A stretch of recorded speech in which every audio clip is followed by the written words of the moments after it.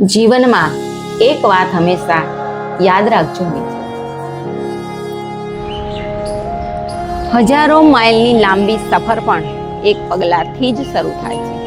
પગલું નાનું હોય કે મોટું, શરૂઆત જરૂરી હોય છે.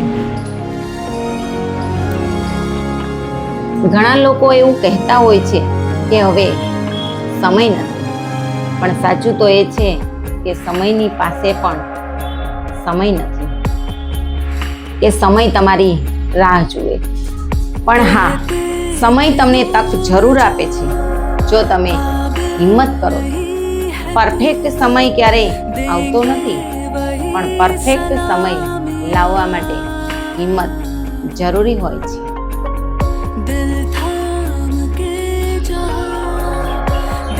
તો ચાલો મિત્રો, નવા વર્ષમાં નવી શરૂઆત કરીએ, નવી સફર ખેડવા માટે એક પગલું માંડીએ.